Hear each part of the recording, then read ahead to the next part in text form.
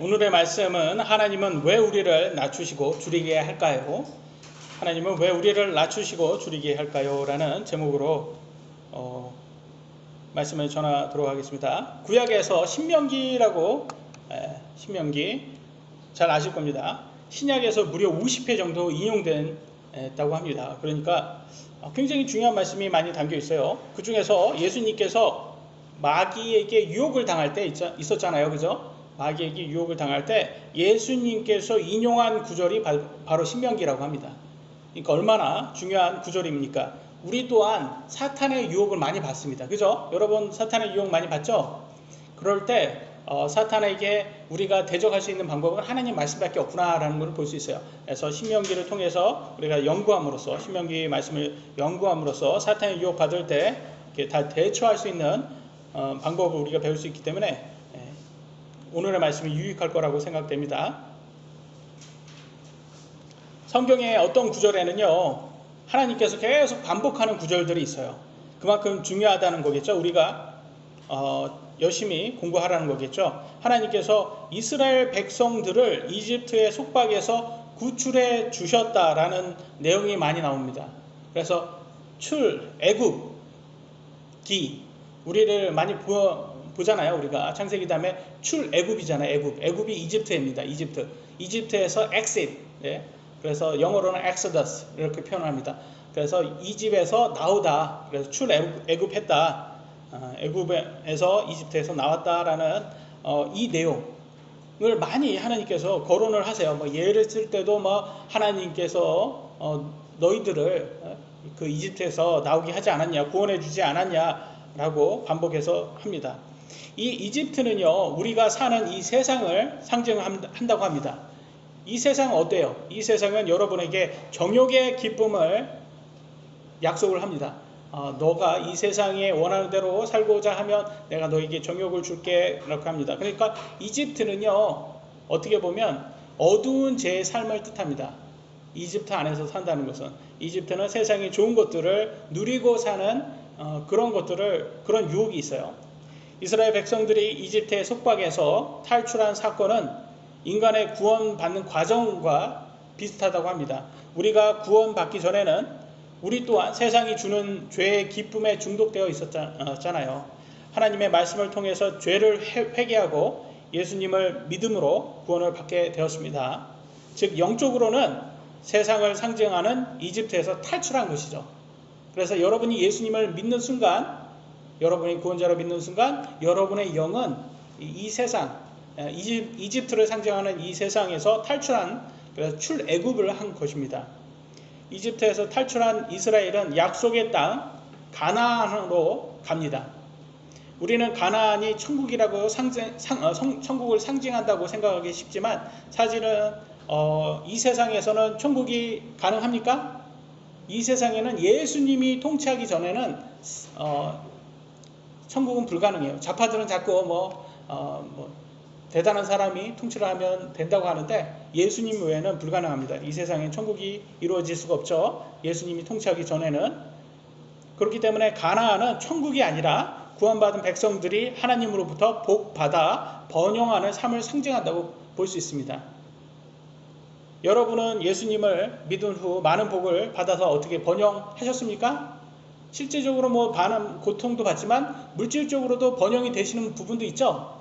없는 부분도 있고 있을 수도 있어요. 왜냐하면 또 하나님으로 말씀으로 여러분이 재정관리 잘 하셨다면 아마 복을 좀 받으셨을 거예요. 물질적으로. 꼭 물질적인 번영이 없다 하더라도 귀한 하나님 말씀을 배우고 순종하며 하나님 말씀으로 자녀들을 양육하는 그것처럼 번영이 없어요. 왜냐하면 특히 가정에 문제가 있는 사람들, 가정 불화로 인해서 많은 사람들이 힘들어하고 있습니다. 오늘날 세상 특히 부부들이 간통을 하죠. 바람을 피우고. 그런데 우리가 하나님 말씀으로 절제를 하게 된단 말이에요. 그러니까 그런 것을 미리 방지할 수 있는 거예요. 근데 만약에 그런 식으로 가정이 불화가 되고 그러면 이혼까지 되면 우리 아이들에게는 씻을 수 없는 고통을 주게 된다는 거죠. 근데 크리스찬으로서 우리는 그것은 죄라는 것을 계속 배움으로 통해서 절제를 하게끔 합니다. 그럼 얼마나 큰 복입니까? 하나님의 말씀을 배운다는 것은 어떻게 보면 사탄이 제일 싫어하는 거예요. 여러분이 하나님 말씀 이렇게 배우러 이렇게 주일날 교회 와서 하나님 말씀 듣잖아요. 여러분 내가 집에서 예능 보고 왔는데 아유 예능이 더 재밌는데 이렇게 생각할 수도 있겠지만 실제 드라마가 더 재밌지만 그러나 우리 혼을 위해서는 하나님의 말씀을 꼭 배워야 합니다. 왜냐하면 그거 아니면 멸망을 당하기 쉽기 때문입니다. 사탄이 제일 싫어요. 왜냐하면 우리를 유혹을 해야 되는데 유혹을 해서 믿음을 버리고 세상으로 다시 돌아가게끔 해야 되잖아요. 근데 사탄의 입장에서는 한번 생각 한번 해보세요. 사탄의 입장의 생각은 이미 구원받지 않은 사람들은 지옥 가는 게 정해져 있는 사람들이잖아요. 그런 사람들한테는 따로 크게 유혹할 필요도 없어요. 왜? 안 그래도 유혹을 잘 당하는 애들이기 때문에. 그러나 우리 지금 크리스찬들은 오히려 더 사탄의 표적이 될 수가 있는 거예요. 그러니까 사탄이 하나님께서 뭐라고 했어요? 사자같이 와서 우리를 잡아먹을 수 있으니까 주의하고 깨어있으라, 정신 차리고 깨어있으라 라고 하잖아요. 그래서 사탄은 우리를 언제든지 우리를 잡아먹으려고 지금 노리고 있습니다. 그러나 우리는 하나님 안에서 기쁠 수 있는 것은 하나님께서 우리에게 영원한 생명을 약속하신 하나님의 자녀들이기 때문입니다. 세상의 모든 것을 가진 것보다 우리 혼에게는 하나님의 영원한 생명을 가진 게 최고 유익한 것입니다. 마귀는 우리가 세상에서 무엇을 좋아하고 무엇에 약한지 잘 알기 때문에 각 사람에 맞게 그 사람이 좋아하는 미끼들로 우리들을 믿음을 버리고 다시 자기에게 오라고 우리를 유혹을 합니다.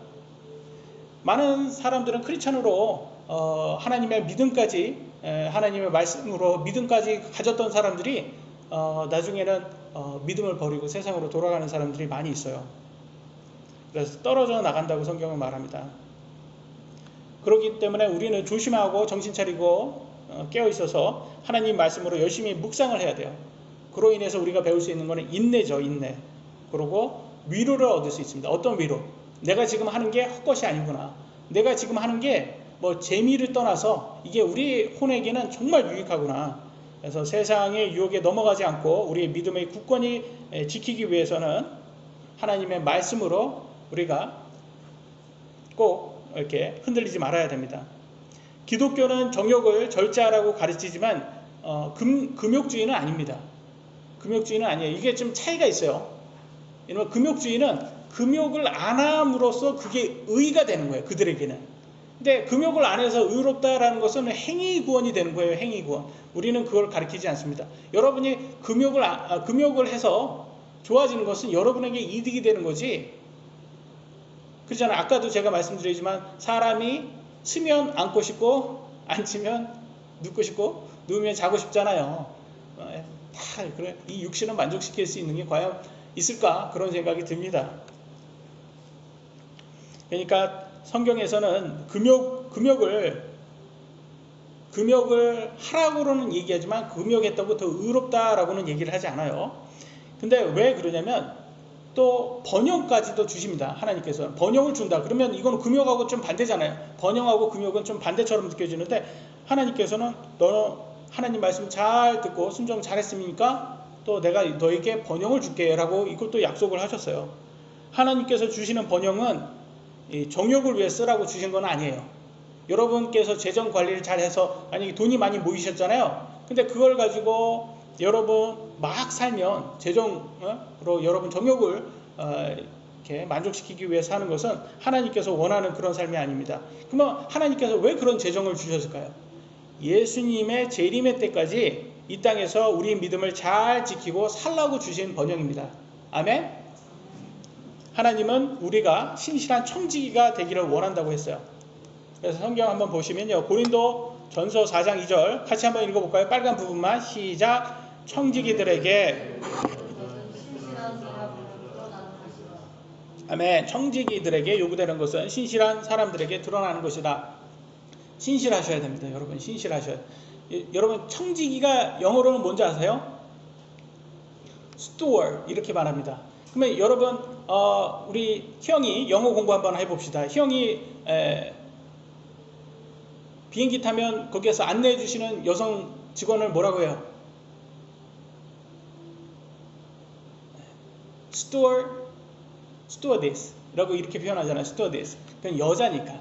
남자는 steward 이렇게 표현합니다. 그러니까 steward은 뭐예요? 청지기라는 뜻이에요. 청지기. 청지기는 뭐예요? 여러분의 재산이 아니에요. 남의 거예요. 그걸 임시로 맡아서 관리하는 사람. 예, 관리하는 사람이에요. 청지기. 그러니까 신실하게 하셔야 돼요. 왜? 여러분의 것이 아니잖아요. 그러니까 뭐라고 하냐? 하나님께서 지금 우리에게 주시는 모든 것들이요, 우리 게 아니에요. 하나님 거예요. 그러니까 이거를 잘 관리하는 사람이 되셔야 되는 거예요. 그러려면 신실하게 하셔야 돼요.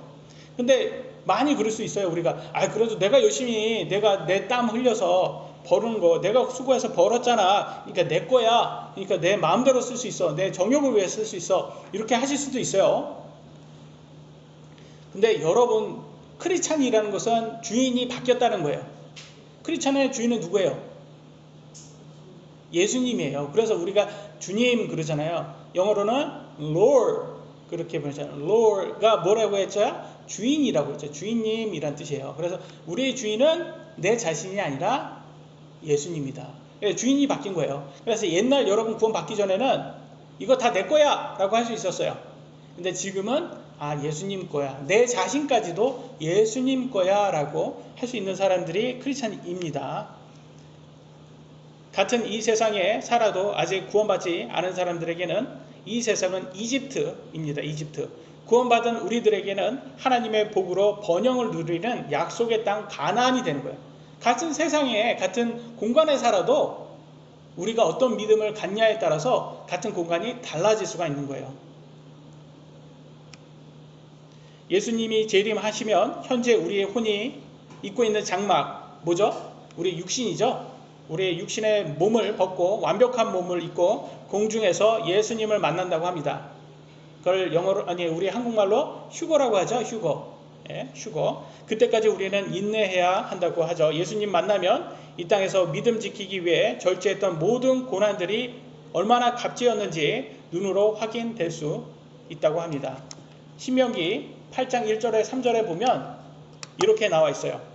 너희는 내가 이날 내게 명령하는 모든 명령을 지켜 행하라. 그리하면 너희가 살고 번성하며 주께서 너희 조상들에게 맹세하신 땅에 들어가 그것을 소유하리라. 너는 주 내 하나님께서 이 40년 동안 광야에서 너를 인도하신 그 모든 길을 기억할지니 이것은 그분께서 너를 낮추시며 너를 시험하사 내 마음속에 무엇이 있는지 또 내가 그분의 명령을 지키려 하는지 그렇지 아니한지 알고자 하십니다.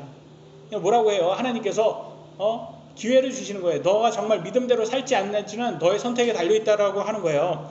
그분께서 너를 낮추시며 줄이게 하시고 또 너도 알지 못하며 내 조상도 알지 못하던 만나를 내게 먹이신 것은 사람의 빵으로만 살지 아니하고 뭐라고 하냐? 주의 입에서 나오는 모든 말씀으로 사는 줄 내가 알게 하려 하심이라. 아멘. 그럼 무슨 말이냐? 먹고 사는 것보다 더 중요한 것은 하나님 말씀을 아는 것이라는 거예요.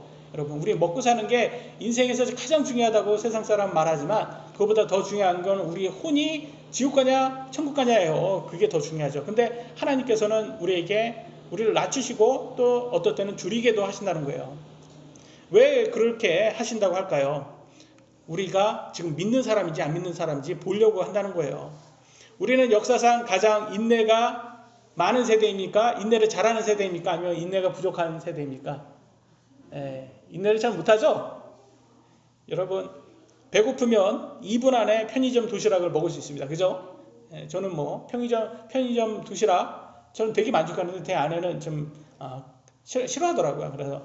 그래서 잘 안 먹게 되는데 2분 정말 배고플 때 이게 나이가 먹으니까 막 이렇게 때를 확 지나면 한 3시까지 기다리면 오후 점심을 입맛이 없어서 안 먹다가 한 3시까지 기다리면 오후 3시까지 기다리면 그때 막 이렇게 당이 떨어져서 손이 떨릴 정도로 그렇게 되는 거예요. 그러면 참 2분 안에 딱 먹을 수 있는 도시락 하나가 저한테는 너무 좋더라고요. 여러분, 햄버거 그런 걸 무슨 푸드라고 하죠? 패스트푸드라고 하죠. 왜 패스트가 붙여서요? 빠르다. 빠르잖아. 그러잖아요. 근데 여러분, 패스트푸드에 가서 막 기다렸는데 한 몇십 분 지나도 안 주면 좀 바로 컴플레인 하게 되잖아요. 그러니까 우리 세대가 그래요. 빨리빨리 먹어야 된다. 근데 패스트라는 단어가 빠르다라는 뜻도 있지만 다른 뜻도 있어요. 완전히 반대. 무슨 뜻이 있는지 아세요? fast가 사실 금식이란 뜻이 있어요. 금식. 예. feast가 많지. fast가 금식이란 뜻이 있어요. 그래서 아침을 영어로 뭐래요? breakfast라고 했잖아요. 근데 스펠링 보면 break fast예요. break fast. 금식을 깨다.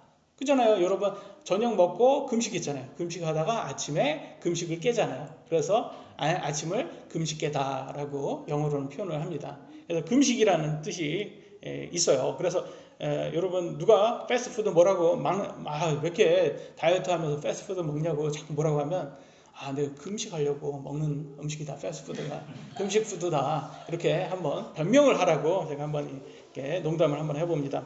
그리고 또 만약에 자꾸 저도 뭐 이렇게 살이 있으니까 미국에서 이렇게 살을 또 장가 가니까 이게 살이 막 이렇게 찌더라고요. 이렇게 찌니까 이제는 한국 사람들이 자꾸 뭐 이렇게 살 빼라고 하는 그런 사람들이 있더라고요. 그래서 굉장히 이렇게 한국 사람들은 이렇게 살이 이렇게 빼야지 빼지 않으면 굉장히 강박관념에 되게 사로잡혀 있으시더라고요. 근데 실제로 제가 보니까 미국 사람은 살 많이 쪄서 저희 장모님 살이 많이 찌셨잖아요. 근데 저희 어머니보다 더 건강하세요.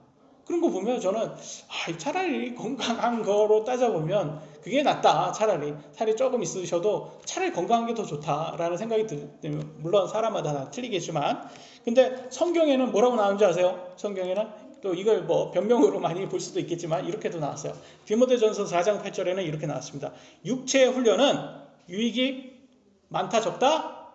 적으나 하나님의 성품은 모든 일에 유익하며 이렇게 나왔어요. 그러니까 성경에서는 너무 이렇게 뭐 육체로 막 훈련하고 육체로 막 이렇게 하는 것의 강박에 대해서는 그렇게 중요하게 생각하지는 않는구나라는 걸 볼 수 있어요. 육신적으로 막 몸 좋고 막 다이어트 많이 하고 근데 사상 자체가 좀 많이 저쪽으로 간 사람들이 있어요. 있잖아요. 제주도에 살고 이름이 거꾸로 해도 똑같은 여배우가 아니라 여가수 있잖아요. 누군지는 아시죠? 이름이 거꾸로 해도 똑같더라고요. 이 사람은. 근데 이 사람들이 이 여자가 뭐 다이어트해서 뭐 몸매도 좋고 뭐 요가 같은 거 많이 하잖아요. 근데 이렇게 굉장히 저쪽에 가 있는 거를 우리가 뭐 다 알잖아요. 막 그런 거 보면 그러니까 다이어트 많이 하고 뭐 몸매는 좋을지 몰라도 보긴 좋을지 몰라도 참 이렇게 하드웨어보다는 소프트웨어가 더 중요하다는 것을 우리가 다시 한번 확인을 해야 돼요. 하드웨어에도 몸이 좋은 거 좋죠. 근데 더 중요한 거는 소프트웨어다. 우리의 영이 더 중요한 거예요. 우리가 어떤 사상을 갖고 있느냐가. 하나님께서는 나에게 쉴 수 있는 집도 주시고 어디든지 갈 수 있는 자동차도 주시고 맛있는 음식을 사 먹을 재정까지 주셨습니다. 여러분 다 갖고 있죠? 여러분 그 정도 없는 사람들 아니잖아요. 나가서 외식 정도는 하실 수 있잖아요. 그죠? 제가 말하는 외식이 막 아주 고가의 그런 식당 아닙니다. 그냥 패스트푸드라도 포함된 거예요. 그래서 만약에 우리가 하나님께서 주시는 이런 복 있잖아요. 이런 것들을 육신적인 것들만 카운팅한다면 감사가 그리 오래가지는 못한다고 합니다. 왜냐하면 여러분 어때요? 우리 육신은 현실에 금방 또 적응하잖아요. 그래서 적응하는 뭐 동물이다 뭐 이런 말을 많이 하잖아요. 자, 아무리 좋은 집에 살아도 감사를 계속 할까요? 안 할까요? 안 하게 돼요. 처음에는 막 감사가 넘치죠. 아니 집에 수영장이 있어? 너무 좋은데? 근데 나중에 보면 수영장이 있는데 물을 자꾸 갈아줘야 돼? 아니면 거기에 막 청소도 막 해줘야 돼? 그러면 이게 귀찮은 거예요. 이게 왜 그러세요? 뭐 경험 없어요 이거? 집에 수영장 없는 것처럼 왜 그러세요? 뭐 저는 유튜브로 봤습니다. 수영장 있는 사람들. 뭐 이렇게 있잖아요. 이렇게 요즘 전원주택이 유행해서 전원주택이 수영장 이렇게 놓고 애들 수영하라고 이렇게 했는데 뭐 15일 동안 물을 이렇게 떠놓으니까 막 물이 막 엄청 미끌미끌해지고 막 그러니까 엄청 막 약품도 넣어야 되고 막 일할 게 너무 많더라고요. 그래서 차라리 그냥 수영장 갈 때마다 가는 게 더 좋겠다. 뭐 이런 생각이 들 정도로. 그래서 뭐 물론 돈 있는 사람은 또 뭐 사람 쓰면 되겠지만 여하튼 간에 사람은 이게 물질적인 것에만 카운팅하라는 게 아니구나라는 것을 우리가 다시 한번 하해 주고 있어요. 그러니까 하나님께서는 우리를 낮추시고 때로는 굶주리게도 하잖아요. 굶주리게. 왜 그러냐? 모든 상황에 다 감사하라는 것을 배우라는 겁니다. 모든 상황에. 여러분 어떠세요? 다 감사할 수 있으시겠어요?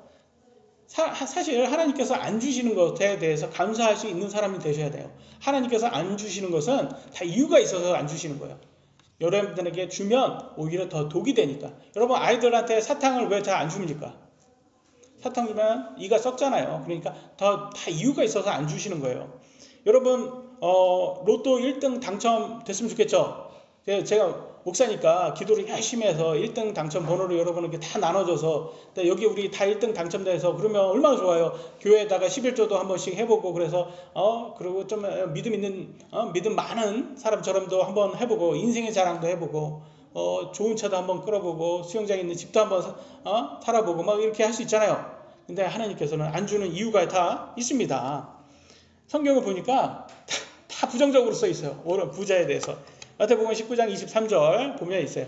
부자는 하늘의 왕국에 들어가기 쉽다 어렵다? 어려우니라. 어렵다라고. 마가복음 10장 25절. 낙타가 바늘 구멍이죠. 바늘길을 지나가는 것이 부자가 하나님의 왕국에 들어가는 것보다 쉬우니라. 무슨 말이에요? 부자가 천국 가는 게 그만큼 어렵다라는 거예요. 낙태가 바늘길을 어떻게 지나갑니까? 그러니까 거의 불가능하다 이렇게 말한 거예요. 야고보서 5장 1절. 너희 부자들아 너희에게 이 말 너희의 비참한 일들로 인하여 슬피 울며 울부짖으라.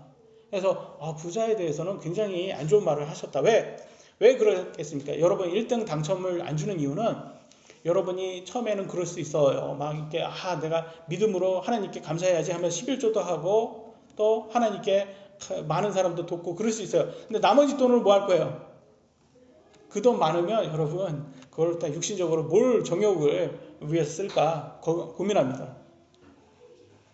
저도 목사잖아요. 근데 저는 로또를 안 삽니다. 안 사는 거는 1등 만약에 될 일도 없지만 그냥 저는 확률을 믿기 때문에 될 일도 없지만 된다고 해도 저한테 좋을 게 하나도 없다고 생각을 합니다. 왜냐면 저는 돈이 생기면 뭐 살 것 같아요? 여러분 다 아시죠? 제가 뭐 살지? 슈퍼카 타고 다닐 거예요. 그러면서 그래서 어깨에 뽕이 이만큼 들어가지고 안 봐도 뻔해요. 안 봐도. 그러니까 다 모든 사람들이 다 똑같다라는 거예요. 그러면 정말 하나님을 믿는 사람들은 다 부자가 없을까? 다 가난할까? 맞아요? 아니에요. 실제로는 부자도 있었어요.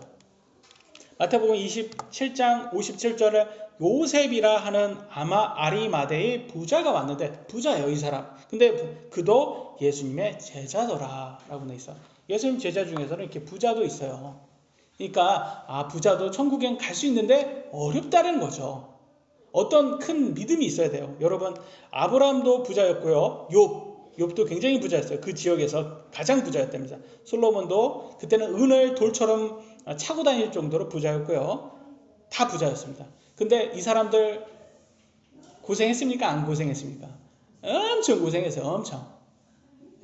근데도 믿음을 끝까지 버리지 않고 갈 정도로 했으니까 그나마 다행이지. 여러분 우리들한테 그런 유혹이 오면 우리들은 어때요?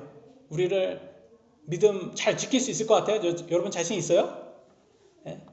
아마 믿음 그냥 버리고 다시 세상으로 떠나지 않을까 그런 생각이 듭니다. 그러니까 하나님께서 안 주신 건 다 이유가 있어서 안 주신 거다. 이렇게 그리고 또 고난도 많이 받아야 됩니다. 그런 것이 유혹도 큽니다. 여러분 대형교회 목사들 어떻게 생각하세요? 대형교회 목사들 유혹이 있을까요? 없을까요? 유혹이 엄청 많아요. 왜냐면 대형교회 목사니까 얼마나 유명합니까? 그러니까 말 한마디에 막 자기 말 한마디에 막 사람들이 막 이리저리 하고 막 움직이고 그러니까 여성도들에 대한 유혹도 있을 거고 특히 돈을 많이 관리하잖아요. 그 사람들은 뭐 억대로 막 이렇게 있잖아요. 그러니까 조금 거기에서 내가 횡령하겠다는 이런 마음이 더 있는 거예요. 그러니까 근데 저같이 이렇게 작은 교회 그리고 또 교회 재정이 지금 마이너스라 유혹이 없어요. 저는 유혹이. 그러니까 오히려 감사가 나와요. 왜? 물론 작은 교회라고 다 감사가 아니라 하나님께서 이렇게 주시는 것, 지금 이런 상태가 주시는 것도 다 나중에는 채워주시기 위해서 그리고 다 이유가 있기 때문에 주신 거를 저는 믿고 있기 때문입니다. 여러분도 믿고 있으십니까? 하나님께서 안 주시는 것은 다 이유가 있어서 안 주시는 거예요. 그러니까 그거에 대해서 감사할 수 있어야 됩니다. 우리는. 그래서 성경 빌립보서 4장 11절에는 이렇게 말을 하고 있어요. 내가 어떤 처지에 있든지 거기에 만족하는 것을 내가 배웠노니. 여러분 이해되시죠? 여러분 굶주릴 때, 줄일 때 하나님께서 여러분을 겸손하라 낮추실 때 다 이유가 있어서 주시는 거예요. 감사할 수 있어야 됩니다. 그런 사람이 끝까지 믿음을 지킬 수 있는 사람이 됩니다. 물질이 풍족한 오늘날 같이 풍요로운 세상에 사는 우리들이 오히려 예수님 믿기에 더 어려운 세상에 살고 있는 거예요. 왜냐하면 과거에 비해서는 다 부자들입니다. 그렇잖아요. 과거 여러분 부모님 세대 또 그 할아버지 할머니 세대만 생각 한번 해보세요. 그럼에도 저와 여러분들은 예수 그리스도의 복음을 믿고 구원의 확신을 가지고 있지 않습니까? 얼마나 큰 복입니까? 하나님께 찬양을 해야 합니다. 하나님의 말씀대로 순종하며 사는 것은 육신이 원하지 않아도 억지로라도 할 수 있는 사람이 되어야 됩니다. 더 좋은 것은 기쁘게 순종하는 것입니다. 기쁘게 하나님께 물질을 드리고 기쁘게 하나님 말씀을 순종할 때 하나님은 우리 삶에 만족을 주신다고 합니다. 시편 37편 4절 이렇게 되어 있습니다. 같이 한번 읽어볼까요? 시작. 너는 또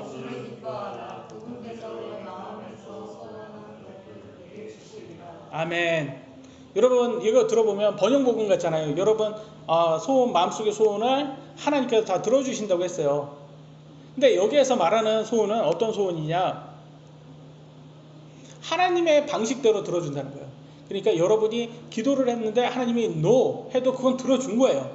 그잖아요. 왜? 여러분 안 주시는 건 다 이유가 있어서 안 주신 거니까. 그러니까 하나님은 다 주시는 거예요. 그리고 여러분이 하나님 말씀 열심히 연구하시고 하면 하나님의 뜻이 뭔지를 알아요. 그러면 하나님의 뜻이 맞는 걸 구하시겠죠. 로또 1등 당첨 그런 기도는 하지 않겠죠. 그죠? 그러니까 하나님이 원하는 육신적인 것, 정욕을 구하려고 하는 기도가 아니라 하나님의 뜻에 맞는 그런 기도를 할 거예요. 그러면 하나님이 다 들어주실 것입니다. 신명기로 다시 돌아가 보면 이렇게 나왔어요. 1장 2절로 3절에 호렙에서 가데스 바네아까지는 세일산의 길을 따라 10하루 길이니라. 40년째 되는 해. 여기에 호렙은 시내산이에요. 시내산은 우리가 알 수 있듯이 모세가 뭘 받았어요? 하나님께 십계명 받았잖아요. 그죠? 십계명 받는데 거기에서 십계명 받고 나서 가데스 바네까지 약속의 땅 가나안 땅으로 가는 길이 며칠 걸린대요. 걸어서 가는데 11일 걸린답니다. 11일. 그러니까 얼마 거리가 멀지 않은 거예요. 근데 얼마나 걸렸어요? 그들이 가는데 40년 걸렸어요. 40년.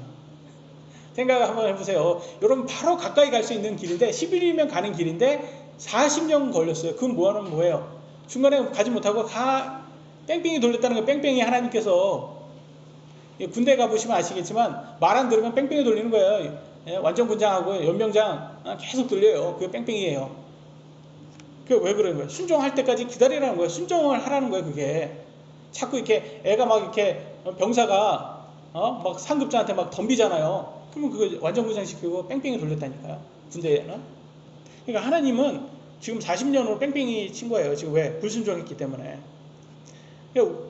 그래서 실제적으로는 40년 뺑뺑이 친 동안에 광야에서 20살 이상 이스라엘 백성 중에 20살 이상 되는 사람들 중에서 여호수아와 갈렙만 빼고는 다 못 들어갔어요. 약속의 땅으로. 왜? 불순종했기 때문에. 그래서 성경에서는 뭐라고 말하냐? 이렇게 말하고 있어요. 히브리서 3장 8절로 18절로 19절에 이렇게 나왔습니다. 너희 마음을 강팍하게 하지 말라. 그들이 믿지 아니하여 능히 들어가지 못하였음을 아노라. 경노하게 하던 때와 광야에서 시험하던 날에 한 것 같이 너희 마음을 강팍하게 하지 마라. 여러분 강팍이 무슨 뜻이에요? harden. 딱딱해지는 거예요. 여러분 마음이 딱딱해진 사람은 어떤 사람이에요? 말을 안 듣습니다. 누가 뭐라고 해도 마음이 딱딱해져서 들을 마음이 없어요. 네가 뭘 말을 해도 귀를 완전히 닫은 사람, 그런 사람이 강팍한 마음을 가진 사람. 그렇게 하지 말라는 거예요. 하나님 말씀하는데 막 듣지 않고. 우리 애들 중에서 어떤 애들이 그래요. 막 이렇게 막 삐져가지고 막 그런 애들은 안 듣습니다. 막 이렇게 강팍해진 마음이에요. 근데 그렇게 하지 말라. 그들이 믿지 아니하여 능히 들어가지 못한다. 약속의 땅으로 못 들어간다는 거예요. 그러면 구원에 이르지 못한다는 거예요. 하나님을 믿지 않는 이스라엘 백성들이 광야에서 죽은 것처럼 여러분들도 딱딱한 마음으로 하나님 말씀을 받아들이지 않는다면 절대 구원받을 수가 없습니다. 이미 구원받은 사람들은요 번영 복음을 믿고 소원 성취용으로 하나님을 믿는 사람들도 있을 수 있어요. 그런 사람들은 하나님께서 우리를 낮추시고 굶주리게 할 때 믿음을 버리고 세상으로 돌아갈 수 있는 사람들이에요. 그런 사람을 성경에서는 돌밭, 가시나무 사이의 밭과 같은 마음을 가졌다고 그렇게 예수님 말씀하셨어요. 그렇기 때문에 우리는 어떤 밭을 가진 사람이 되어야 됩니까? 좋은 밭, 좋은 땅을 가진, 우리 마음이 좋은 땅에서 하나님의 말씀의 씨앗이 왔을 때 열매를 내는 사람이 되어야 된다고 성경은 말을 해주고 있습니다. 그래서 우리는 그런 믿음을 증명하는 성도들 되기를 예수님의 이름으로 기도합니다. 첫 번째 우리가 볼 거는요, 하나님의 모든 명령을 행하기 위해서 관찰하라 라고 성경은 말합니다. 신명기 8장 1절에 이렇게 나왔습니다. 너희는 내가 이날 내게 명령하는 모든 명령을 지켜 행하라. 이 한글 성경에는 그냥 지켜 행하라 라고만 나와 있어서 조금 그런데 영어로는 이렇게 나왔어요. observe to do 라고 나왔어요. All the commandments which I command thee this day shall ye observe to do. 여기서 observe 이런 단어는 뭐예요? 관찰, 주시하라 라는 뜻입니다. 관찰. 한글 성경은 지켜 행하라. 간단하게만 해석이 되어서 좀 어려운데 영어 성경은 모든 법을 관찰하라는 거예요. 여러분 모든 법을 하나님께서 주신 법을 관찰하면 지금 연구를 하실 수 있는 거잖아요. 그러면 하나님께서 이 법을 나한테 왜 주셨을까를 관찰해 보면 그 뜻을 아는 거예요. 의도를 알 수가 있다는 거예요. 그러니까 하나님이 주신 명령을 의도를 파악하라라고 하시면 생각하시면 될 것 같아요. 유대교 종교 지도자들은 율법주의자들이었어요. 율법주의자들이라 이 사람들은 하나님의 법이 준 거에 대한 의도를 파악하지 않고 그냥 지키면 된다. 그리고 지키고 자기가 의롭다고 해서 자기 자신을 높이는 데만 썼어요.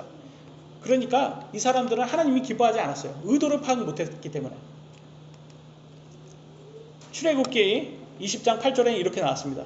안식을 기억하여 거룩히 지키라. 십계명의 네 번째 명령입니다. 안식을 거룩히 지켜라. 안식일이 뭐예요? 안식일. 토요일이에요. 토요일. 안식일 토요일. 토요일인데 지금은 예수님 부활한 후부터는 우리는 일요일 날 모입니다. 부활의 날. 근데 유대인들은 토요일 날 모였어요. 토요일 날 모여서 안식하면서 하나님의 말씀을 배우는 날이에요. 하나님께 찬양하고 경배하는. 이날은 일을 하지 말라는 거예요. 일을 하지 마라. 왜? 하나님께서 사람을 만든 다음에 충전할 수 있는 시간을 필요하다는 거예요. 충전. 사람이 너무 일만 하면 안 된다. 그러니까 일주일에 한 번은 안식해라. 왜? 하나님도 안식했잖아요. 예? 그래서 안식을 법으로 주신 거예요. 그리고 의도는 뭐예요? 왜 주셨어요? 하나님이 왜 안식을 주신 거예요? 지키라. 거룩하게 지켜라. 쉬라는 거예요. 쉬라는 거. 너네도 쉬어. 너무. 그러니까 우리를 위해서 주신 거야, 안식을. 근데 유대인들은 이게 아니에요. 유대인들은 그냥 지키는 게 더 이렇게 급급해서 일을 하지 말아야 되겠다. 안식일 날 일을 하지 말아야 되겠다. 아주 극단적인 예를 하나 드릴게요. 유대인들 이제 토요일 날 됐어요. 이제 안식일이 됐죠. 근데 아주 날씨 더운 여름이었어요. 이제 지금은 다 에어컨이 있으니까 에어컨을 켜야 되잖아요. 에어컨 리모컨을 켜는 것도 일이니까 지나가는 이방인 여행자들한테 와서 리모컨 좀 켜달라고 했다라는 일화가 있습니다. 이게 진짜 유대인이 그래서 그런 건지 아니면 그만큼 극단적이라는 것을 비유로 준 건지는 모르겠어요. 근데 그 얘기를 제가 들었어요. 신학교에서 들었는데 그만큼 유대인들이 극단적이라는 거예요. 그게. 그러니까 일을 하지 않는 것이 목적이 돼버린 거예요.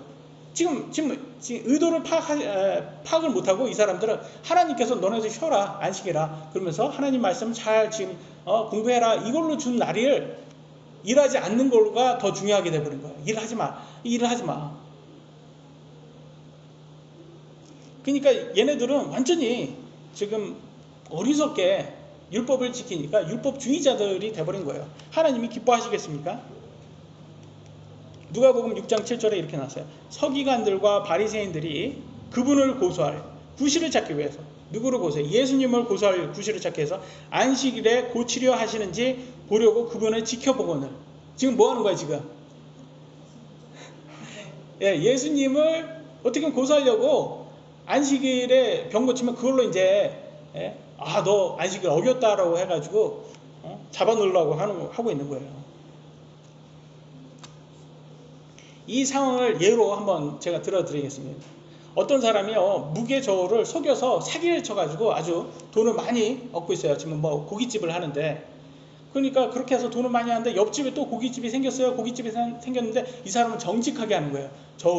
저울에 무게저울을 정직하게 하니까 사람들이 손님이 왔을 때 정직하게 주는 거니까 이 사람보다 더 준다고 생각하는 거예요. 그러니까 소문이 나서 여기 집이 잘 되는 거예요.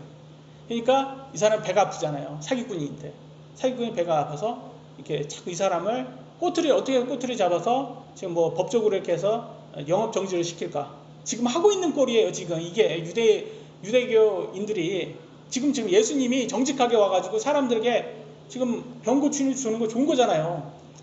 그러니까 안식일날 병을 고쳐줘도 사람을 위한 거니까 좋은 거잖아요. 근데 그걸로 가지고 지금 어떻게 엮어서 구속시키려고 하잖아요. 그러니까 지금 어떻게 보면 지금 세상이 지금 오늘날 하고 지금 비슷한 것 같아요. 오늘날 보니까 법 있잖아요. 우리나라도 법이 어떻게든 꼬투리 잡아가지고 누구를 지금 집어넣으려고 그런 법이 나왔어요. 사람의 인간을 좋게, 우리가 살기 좋게 만들어진 법이 아니라. 현 좌파 정부가 그런 거예요. 지금 5인 금지하라. 아니 5인 금지하는 거, 뭐 5인 모임 금지, 그게 뭐 무슨 근거가 있어서 그걸 했고, 그리고 이상하잖아요. 우리들은 하지 말라면서 지네들은 또 어겨요. 또 어기는데 그건 또 자기네들은 괜찮대요. 또 그건 사적 모임이 아니니까. 뭔가가 좀 이상하잖아요. 그러니까 지금 예수님의 병을 못 고친, 안식일날 병 못 고치게 하면 손해는 누가 봐요? 백성들이 손해 보는 거예요. 지금 그러니까 좌파 정부가 지금 손해는 누가 보는 거예요? 이런 법을 갖고 와서 손해는 우리들이 지금 손해 보고 있잖아요. 5인 모임 금지 못 해가지고 그거를 해서 걸린 사람들은, 백성들은 또 벌금 물더라고요. 그래서 마가복음 2장 27절에는 하나님께서 안식일의 정의를 이렇게 해주셨어요. 안식일은 사람을 위해 만들어졌으며 사람이 안식일을 위해 만들어지지 아니하니라. 무슨 말이에요? 안식일 누굴 위해서 만들어졌다? 사람을 이롭게 만들어요. 사람이 살기 편하기 위해서 만들어요. 하나님께서 사람들에게 안식하라고 만들어준 거예요. 사람을 위해서 만들어준 건데 안식일이 더 중요하게 된 거예요. 사람보다. 사람은 나중에. 지금 오늘날 5인 모임 금지가 지금 그걸 아닙니까? 사람을 위한 게 아니라 지금 자기네들 정권을 계속 만들기 위해서 지금 권세를 가지고 이용해 보려고. 그래서 요즘 가보면 지금 정치에 대해서 이 좌파 정부가 지금 그걸 이용해, 방역을 가지고 사람을 정치로 이용해 먹고 있잖아요. 우리가 하나님이 주신 명령들을 잘 관찰을 하면, 그리고 연구해 보면 우리의 유익을 위해서 하나님이 주신 것을 깨닫게 된다는 거예요. 그래서 명령은 하나님이 주신 의도대로 사용해야지, 목사가 하나님의 명령을 가지고 성도들을 지배하려고 사용하면 어떻게 될까요? 어떤 목사들 보면, 교주라고 제가 하겠습니다. 교주들 보면 무섭게 기도를 합니다. 어떻게 기도? 자기에게 불순종하면 벌을 주라고 하나님께 그렇게 기도하는 사람이 있어요. 유명한 목사인데 그런 사람도 한두 명이 아니니까, 교주도 거의 교주인데 자기가 횡령했다, 여성들하고 무슨 뭐가 있다라고 이제 고소고리가 들어왔어요. 그러니까 그렇게 자기를 반대하는 세력들에게 벌을 주라고 무섭게 기도를 하더라고요. 교회에 기도하는 게 지배하려고 하는 거예요. 그런 사람들이 있다라는 거예요. 그거 하나님의 의도를, 하나님이 지금 하나님께서 목사에게 준 이 권위를 가지고 이용해 먹는 그런 사람들이 있다라는 거예요. 근데 하나님께서는 그런 의도로 목사에게 준 적이 없거든요. 고린도후서 1장 24절에 이렇게 나왔어요. 우리는 너희 믿음을 지배하는 자가 되려 하지 아니하고 오직 너희의 기쁨을 돕는 자가 되려 하나니 너희는 믿음으로 서느니라. 아시겠죠? 이게 지금 목사가 해야 할 일이 이거예요. 목사는 성도들의 믿음을 이렇게 갖고 자기 마음대로 하는 의도가 아니라 성도들이 믿음으로 쓸 수 있도록, 독립할 수 있도록 도와주는 사람이에요. 근데 지금 이렇게 하지 않는 목사들이 많이 있다는 거예요. 또 유명한 사람들 보면, 여러분들도 저하고 이제 신앙생활을 이제 5년 이상 다 하신 분들이니까 제가 어떻게 여러분들을 다루는지 여러분 아실 거예요. 제가 기쁨을 돕고 여러분의 믿음을 세워주는 목사인지 아니면 지배하려고 하는 목사인지 여러분은 아실 겁니다. 하나님의 명령을 관찰하면 하나님이 왜 이 명령을 우리에게 주셨는지 우리가 그 의도를 파악할 수 있다는 거예요. 그걸 먼저 하라고 합니다. 두 번째, 하나님은 우리를 겸손하게 낮추신다. 겸손하게 낮추시는 이유가, 우리를 낮추시는 이유가 겸손하라는 뜻이에요. 겸손하라. 그래서 신명기 8장 2절에 이렇게 나왔습니다. 그분께서 너를 낮추시며, 왜 낮추십니까? 우리에게 골탕 먹이려고? 아니에요. 겸손하라는 거예요. 겸손하라. 우리들도 하나님 말씀 불순종하며 굳이 할 필요 없는 고생을 하는 경우가 있어요. 여러분 아직도 예수님을 믿지 않고 복음을 끝까지 부인하는 사람들, 그 골탕 먹이는 게 아니라 나중에 예수님 이렇게 영접하면 내가 왜 그동안 내가 이거 갖고 싸웠는가 후회하게 됩니다. 왜? 진작 하나님 믿고 하나님 안에서 순종하지, 내가 왜 자꾸 내 의지를 갖고 싸웠는가, 이렇게 후회하게 된다는 거예요. 하나님께서는 우리에게 훈련 과정으로 준 거예요. 40년 뺑뺑이 쳤잖아요, 이스라엘 백성들이. 여러분 참 그래요. 저는 그런 생각을 합니다. 뺑뺑이 하는 걸 별로 안 좋아해서 11일 동안 그냥 걷고 가겠습니다. 순종하고. 그렇잖아요. 여러분 어떤 생각이에요? 40년 뺑뺑이 치고 들어가겠어요? 이왕 들어갈 거. 아니면 11일 그냥 순종하고 들어가겠습니까? 그거예요. 하나님 믿을 거 이왕 그냥 편하게 믿으시겠습니까? 아니면 꼭 내가 예수님 안 믿어, 나는 그런 거 없어, 나는 지옥 천국 없어, 끝까지 버텨서 40년 뒤에 믿으시겠어요? 그럼 괜히 40년 동안 뺑뺑이 친 거예요. 그러니까 이거를 잘 확인하셔야 돼요. 어차피 들어갈 거 고생하지 말고 들어가시라는 거예요. 어차피 믿을 거 고생하지 말라는 거예요. 근데 육신이 안 그러잖아요. 자꾸 강팍한 마음을 갖고 자꾸 안 믿으려고 하니까 겸손하게 하라고 낮추시는 거예요. 육신은요, 인생의 자랑을 좋아합니다. 그죠? 여러분 어때요? 여러분 인생의 자랑 좋아하시죠? 라떼는 말이야. 좋아하시잖아요, 이거. 라떼만 좋아하는 게 아니라 커피 라떼만 좋아하는 라떼는 말이야. 이거 좋아하잖아요. 그럼에도 나보다 더 강한 존재가 나타나면 동물이나 인간이나 자신을 낮추고 겸손합니다. 여러분 동물의 왕국이라든지 이렇게 다큐멘터리 같은 거 보면 어때요? 아무만 강한 동물이라도 자기보다 강한 존재 나오면 바로 겸손하게 자기를 낮춰요. 사자들 보면 바로 강한 존재 나오니까 바로 낮추더라고요. 그러니까 이걸 정말 살아남기 위해서는 그렇게 해야 되는데, 세상에서 가장 강하신 분이 뭐예요? 누구예요? 하나님이에요. 하나님. 이 세상을 만드잖아요. 그러니까 정말 지금 낮춰야 되는 분한테 안 낮추고 자꾸 고집을 피우면 그건 어리석은 거죠. 그보다 어리석은 거. 지금 건강하신 분들, 이렇게 하나님 말씀을 가볍게 여기시는 분들 있어요. 그러니까 하나님 말씀, 그건 내일 아니야. 근데 만약에 그렇게 끝까지 버텨서 지옥 가봐요. 지옥 가면 부끄러움을 당한답니다. 수치를 당한다는 거예요. 그거. 만약에 지금 고난이 막 있다 그러다 지옥하고 비교가 안 돼요. 이 땅에서 맞는 고난, 지옥 가가지고 후회하면 그 무슨 소용이 있냔 말이에요. 이 땅에서 빨리 겸손해져서 하나님 말씀을 받아들이는 사람들이 돼야 됩니다. 하나님 말씀에 순종하는 사람들은 하나님이 우리를 높여주시고 예수님과 함께 1000년 동안 통치한다고 약속하셨어요.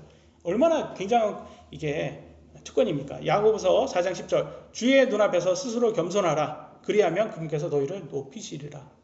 여러분 하나님 말씀 듣고 받아들이시고 여러분 자신 낮춰보세요. 하나님께서 여러분을 높이실 거예요. 요한계시록 20장 6절, 첫째 부활에 참여하는 자는 복이 있고 거룩하도다. 첫째 부활에 참여하는 사람은 예수님 믿은 사람들이에요. 1000년 동안 그분과 함께 통치하리로다. 여러분 천국에 가서, 이 땅에서는 무슨 정치인도 아니고 우리 아무것도 아니잖아요. 서민이고 일반 서민이고. 근데 천국에서는 통치를 한대요. 그러면 얼마나 큰 권능을 갖는다는 거예요. 이루 말할 수 없는 권능을 갖는 거예요. 그러니까 이거보다 좋은 게 어디 있습니까? 그래서 지혜로운 사람이 되려면 내 자신을 겸손하게 낮추고 하나님의 말씀을 받아들이는 사람이 되어야 됩니다. 아직도 여러분 예수님을 구원자로 영접하지 않는다는 것은 여러분의 자신을 믿는 거예요. 그리고 거만하게. 그것은 하나님 말씀을 부인하는 거는 그건 거만하고 교만입니다. 하나님의 말씀보다 여러분 자신의 생각이 더 맞다고 믿고 있는 거잖아요. 그게. 교만과 거만은 여러분을 멸망에 이르도록 한다는 겁니다. 여러분 자신을 낮추고 빨리 예수님을 여러분의 구원자로 고백하시길 바랍니다. 마지막입니다. 세 번째, 하나님은 우리의 마음속에 깊이 생각하길 원합니다. 신명기 8장 5절, 아들을 징계하듯 주 내 하나님께서 너를 징계하심을 마음속으로 깊이 생각할지니라. 아멘. 여러분 깊이 생각하셔야 돼요. 여러분 삶에도 여러분 이미 구원 받았지만 여러분 징계 있습니까 없습니까? 있다고 성경은 말합니다. 징계 있어요. 근데 징계를 주는 게 여러분 미워서 주는 게 아니라는 거잖아요. 예? 여러분이 더 아들로서, 딸로서 하나님께 대접받으려고 주는 거예요. 여러분 이스라엘 백성들 보면 좀 어리석지 않아요? 11일 동안 갈 길을 불순종해서 40년 동안 뺑뺑이 치고 들어간다는 거예요. 좀 어리석게 보이죠? 근데 이게 우리가 3인칭 관찰자 시점으로 보기 때문에 그런 거예요. 이게 남 얘기 때문에, 남 얘기처럼 보기 때문에, 아, 이스라엘 백성 어리석다. 근데 우리로 한번 여러분 자신하고 적용 한번 해보세요. 여러분 삶은 그렇지 않은가? 우리도 마찬가지예요. 우리도 강팍한 마음 갖고 끝까지 지금 버티고 있잖아요. 예수님, 하나님 말씀 받아들이지 않고, 뭐 버티고, 그런다니까요. 우리가 자꾸 순종하지 않고 더 유혹이 더 좋다. 사탄의 유혹이 더 달콤하다. 또 감성에 또 감성적으로 빠져가지고 그게 더 좋다고 한단 말이에요. 우리도 믿는 사람도 마찬가지고 믿지 않는 사람도 마찬가지고. 우리는 사실 좋은 시대에 태어난 사람들이에요. 왜? 은혜 시대잖아요. 지금 신약 시대는 은혜 시대예요. 그러니까 좋은 시대에 사는 사람들이기 때문에 참 이렇게 이스라엘 백성이 어리석게 보이지만 사실은 불순종하는 건 똑같습니다. 우리도. 그러면 징계를 받는다고 성경은 말하고 있어요. 그리고 또 다른 사람의 징계가 여러분에게는 크게 징계처럼 보이지 않을 수도 있어요. 그런데 여러분의 징계는 다른 사람이 보기에도 마찬가지예요. 그들이 보기에는 크게 보이지 않을 수도 있어요.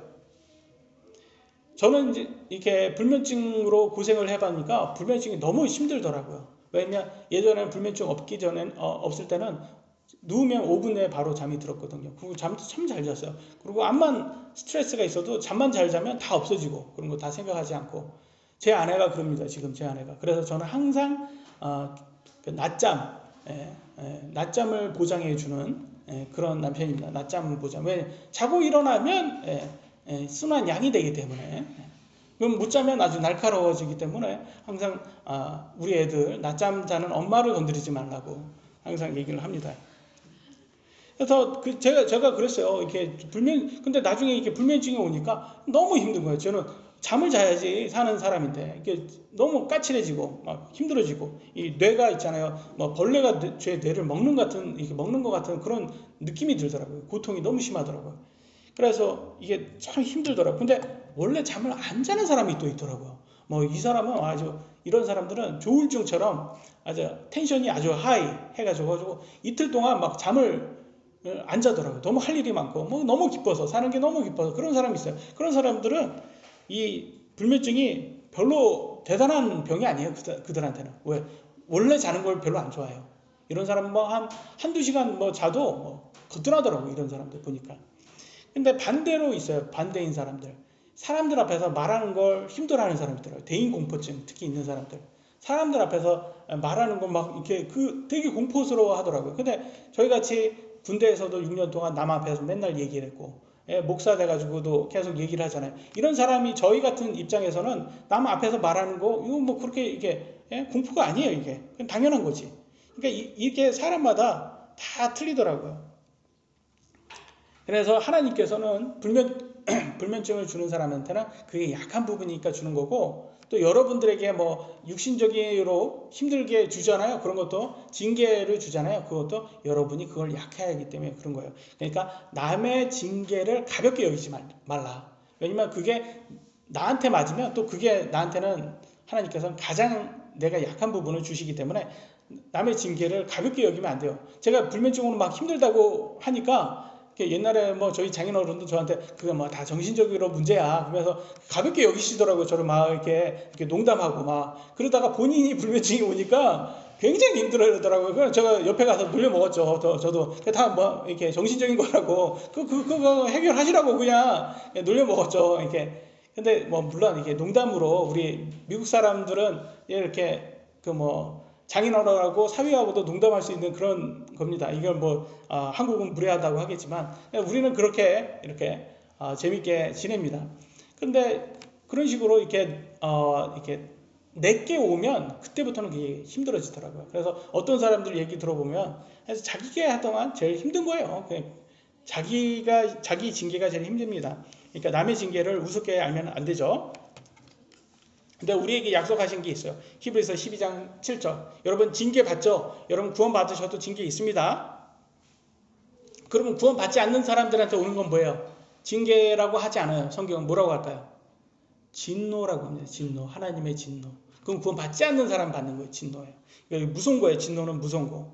그러니까 진노를 무서워하시, 이거는 믿지 않는 사람 받는 거니까 이게 무서운 거예요. 사람. 징계보다는. 징계는 우리가 더 아들의 대우를 받기 위해서 준 거예요. 그래서 12장 7절에 보면 너희가 징계를 견뎌내면 하나님께서 아들들을 대우하듯 너희를 대우하시다니. 좋은 거예요. 징계는 좋은 거예요. 여러분 잘 끝까지 견디셔야 돼요. 그래서 여러분 예수님 믿고 오히려 일이 더 잘 안 풀렸다 그러시는 분들이 있어요. 그러면 뭐야 예수님 믿었는데 믿지 않는 사람 입장에서는 예수님 믿었는데 왜 너는 여전히 건강이 악화되고 더 안 좋아 이렇게 하시는 분도 있어요. 그런 분들한테 알려주세요. 우리는 소원 성취용 그런 종교가 아니다. 우리는 하나님의 말씀을 믿고 징계도 끝까지 견뎌야지 아들과 딸로서 대우를 받는다. 이런 걸 알려주셔야 돼요. 근데 여러분 우리가 받는 심판은 그리스도의 심판석에 우리는 믿는 사람이 받는 심판은 그리스도의 심판석에 받는 거예요. 이거는 지옥 안 갑니다. 근데 크고 흰 왕자 심판은 지옥 가는 심판이에요. 이건 나중에 받는 심판이에요. 이건 믿지 않는 사람들 받는 심판. 이건 진노예요. 진노. 이와 같이 징계가 진노보다 먼저 온다. 그래서 우리가 지금 받는 징계는 지금 받는 거고 지금 구원 받지 않은 사람인데 뭐 일 잘 풀리고 막 그러잖아요. 근데 걱정하지 마세요. 그 사람들 진노 받습니다. 하나님의 진노가 있다고 성경은 말하고 있어요. 그 후에. 그러니까 지금 징계에 대해서 너무 낙심하지 마시고 관찰하시면 하나님께서 나중에 여러분 아들로 딸로서 대우하실 겁니다. 하나님은 공의로우신 분이에요. 예수님을 믿는 우리들에게는 이런 징계를 받는다면 예수님 믿지 않는 사람들의 진노는 얼마나 크겠습니까? 하나님은 왜 우리를 낮추시고 굶주리시게 하실까요? 하나님의 명령을 관찰하고 깊이 생각해서 하나님의 명령의 의도를 깨달으라는 거예요. 겸손하라는 거예요. 그리고 잘 순종하고 감사해서 하나님의 성숙한 사람이 되라는 겁니다. 징계는 아무리 힘들어도 끝까지 견디어내어서 모두가 하나님의 아들로서 딸로서 대우받는 성도들 되시길 예수님의 이름으로 기도합니다. 마치도록 하겠습니다. 기도하시겠습니다.